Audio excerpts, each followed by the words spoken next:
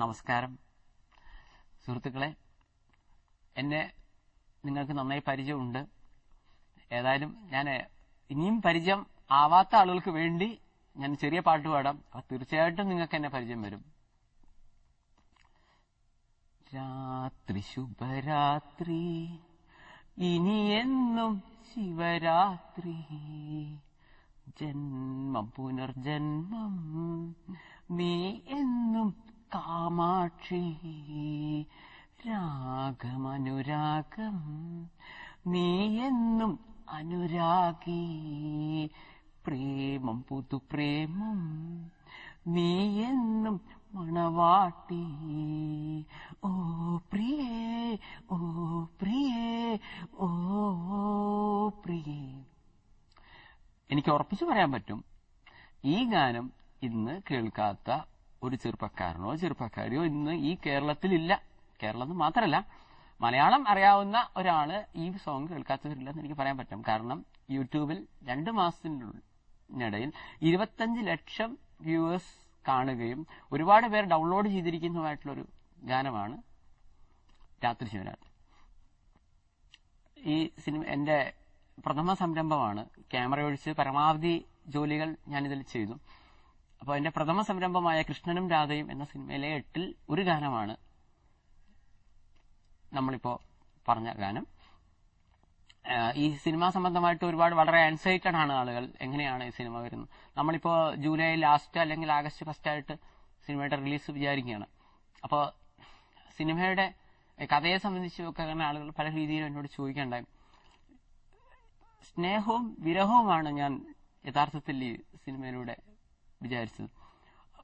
ഈ രാത്രി ശിവരാത്രി എന്ന ഈ പാട്ട് തന്നെ ഞാൻ എഴുതുമ്പോൾ എനിക്ക് കാരണം പ്രേമത്തെക്കുറിച്ചൊക്കെ വളരെ ആധികാരികമായിട്ടൊക്കെ നമുക്ക് പറയണമെങ്കിൽ നമ്മളിപ്പോ ഒരു 4-5 പെമ്പിള്ളേരെയൊക്കെ പ്രേമിച്ച് പരിചയമുള്ള ഒരാളൊക്കെ ആണെങ്കിൽ ഇതൊക്കെ വളരെ എളുപ്പമായിരുന്നു. കാരണം ഇപ്പൊ അവർക്ക് നമ്മൾ മുൻകാലങ്ങളിൽ എഴുതിയ വല്ല ലവ് ലെറ്ററോ ഇതിനൊക്കെ വെച്ച് നമുക്ക് കാര്യങ്ങൾ എളുപ്പമാക്കാമായിരുന്നു. പക്ഷേ എന്നെ സംബന്ധിച്ചിടത്തോളം ഞാൻ ഇന്നുവരെ ആരും പ്രേമിച്ചിട്ടില്ല. സോ എല്ലാവരും ഇമാജിനേഷനിൽ എഴുതിയതാണ്. അപ്പോൾ വരികളായാലും അതിന്റെ ഒരു ഫ്ലോ യഥാർത്ഥത്തിൽ എനിക്ക് കിട്ടിയിട്ടുണ്ടോ എന്ന് അറിയില്ല. ഇനിയിപ്പോൾ അതിന് ഒരു പാട്ട് എഴുതാൻ വേണ്ടി പ്രേമിക്കാനുള്ള സമയവും ഇല്ല. പെണ്ണുങ്ങൾക്കും കൂടെ തോന്നണമല്ലോ, നമുക്ക് വൺ സൈഡായി പ്രേമിച്ചിട്ടും കാര്യമില്ലല്ലോ. അങ്ങനെ എന്റേതായ ഒരു ഐഡിയയിലൊക്കെ എഴുതിയ പാട്ടാണ്. ഏറ്റവും ചുരുങ്ങിയ വർഷം മനസ്സിൽ ഹൃദയത്തിൽ സ്നേഹം കൊണ്ടു നടക്കുന്ന ആളുകൾക്ക് ആ പാട്ട് ഇഷ്ടപ്പെടണമെന്ന്. അതേപോലെ രാത്രി സമയങ്ങളിൽ ഭർത്താവിനെ പിരിഞ്ഞിരിക്കുന്ന ഭാര്യയ്ക്കും ഭാര്യയെ പിരിഞ്ഞിരിക്കുന്ന ഭർത്താവിനും കാമുകനെ പിരിഞ്ഞിരിക്കുന്ന കാമുകിക്കും ഒക്കെ ഈ ഗാനം വളരെ ഇംപ്രസ്ഡ് ആയിട്ട് തോന്നണം, അല്ലെങ്കിൽ അവർ ഈ പാട്ട് മറ്റുള്ളവരെ പാടി കേൾപ്പിക്കണം എന്നുള്ളൊരു ഐഡിയയിൽ ഞാൻ ചെയ്താണ്. എനിക്ക് തോന്നുന്നു ആ ഒരു മനഃശാസ്ത്രം വളരെ ക്ലിക്കായതായിട്ടാണ് എനിക്ക് തോന്നുന്നത്. വ്യക്തിപരമായി ഞാൻ സ്ത്രീകളെ വളരെ ആരാധിക്കുന്ന ഒരു വ്യക്തിയാണ്. കാരണം ഒരു സ്ത്രീയെ സംബന്ധിച്ചിടത്തോളം ഞാൻ മനസ്സിലാക്കുന്ന ഒരു പുരുഷനും സ്ത്രീയും തമ്മിലൊരു വ്യത്യാസം എന്ന് പറയുന്നത് ഞാൻ മനസ്സിലാക്കിയ പുരുഷനെ പ്രസവിക്കാനുള്ള കഴിവില്ല, സ്ത്രീക്ക് അതുണ്ട്. പക്ഷേ ഇതിനൊക്കെയാണെങ്കിൽ ഒരു ഗാനം എന്ന രീതിയിൽ പാട്ടിനെ പാട്ടായിട്ട് എടുക്കാൻ പറ്റും. ഗോകുലനാഥനായി കള്ളക്കണ്ണൻ രാധയുമായങ്ങു ചേർന്നു നിന്നേ കാളിന്തിയാട്ടി കുളിക്കുന്നേരം ഗോപികമാർ വന്നു കൂട്ടുകൂടി.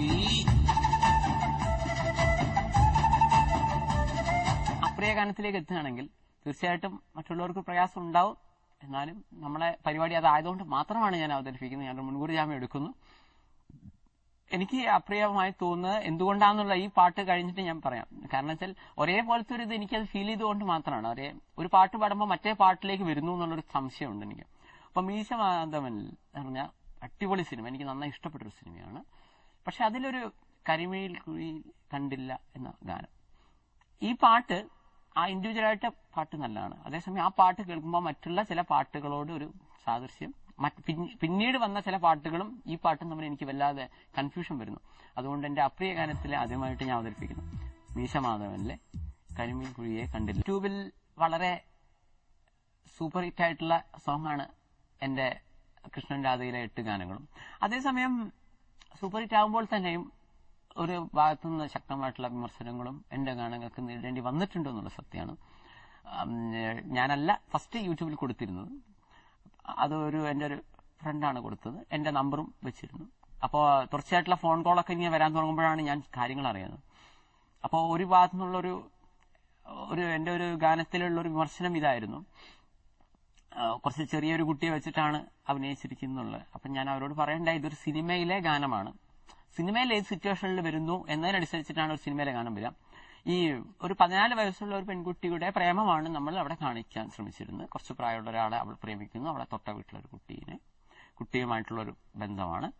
അപ്പോ നമ്മള് ആ 14 വയസ്സുള്ള ഒരു കുട്ടിയായി തോന്നുന്ന രീതിയിൽ ഒരു കുട്ടിയെ വെച്ചിട്ടാണ് നമ്മൾ അത് ചെയ്തത്. പിന്നീട് സംഭവിക്കുന്നത് ആ കുട്ടിയുടെ പേരാണ് പ്രിയ.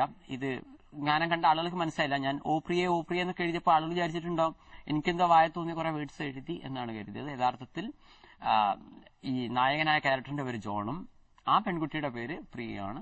അപ്പൊ ആ പെൺകുട്ടി അവരെ ഈ പാട്ട് അയാൾ ഈ ആൽബത്തിൽ സോങ് എഴുതുന്ന ആളാണ് നായകൻ. അപ്പൊ നായകൻ ഈ ഓ പ്രിയ എന്ന് എഴുതിയപ്പോൾ ഇങ്ങനൊരു പാട്ട് എഴുതുകയും ആ പാട്ട് തന്നെ കുറിച്ചാണ് എഴുതിയെന്ന് തെറ്റിദ്ധരിക്കുന്ന കുട്ടി ഈ നായകനെ പ്രേമിക്കുന്നതാണ് ഒരു കഥ.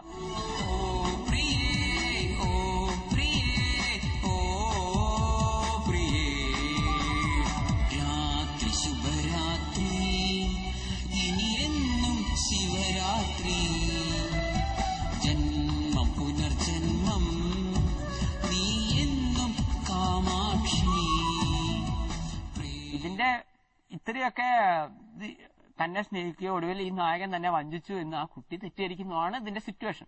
അപ്പൊ ഇതിന്റെ ഈ ശരിക്കും സിനിമയിലെ അടുത്ത സീൻ എന്ന് പറയുന്നത് ഈ നായകൻ വേറൊരു പെൺകുട്ടിയോടെ ഒളിച്ചോടി കല്യാണം കഴിക്കുകയും ഈ പെൺകുട്ടി സ്ട്രെയിറ്റ് ആയിട്ട് വന്നിട്ട് നിങ്ങൾ എന്നെ പറ്റിച്ചു വഞ്ചിച്ചു, നിങ്ങൾ എന്റെ പുറകെ നടന്നാണ് ഓ പ്രിയ എന്നൊക്കെ പറഞ്ഞ് പാടിയ മനുഷ്യനാണെന്നൊക്കെ പറയുന്ന ഇതാണ് സിറ്റുവേഷൻ.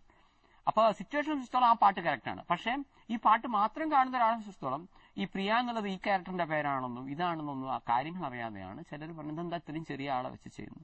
ചിലരോടൊക്കെ ഞാൻ ചോദിച്ചു, അങ്ങനെ നായകന്റെ അതേ ഏജ് ഗ്രൂപ്പിൽ തന്നെ നായികമാരെയൊക്കെ അഭിനയിക്കുന്നൊക്കെ നമ്മൾ വാശി പിടിച്ചു കഴിഞ്ഞാൽ മലയാള സിനിമയിലെ എല്ലാ നായികമാരും ഭൂരിഭാഗം നല്ല പ്രായമുള്ള സീനിയർ സിറ്റിസൺസ് ആയി പോകും.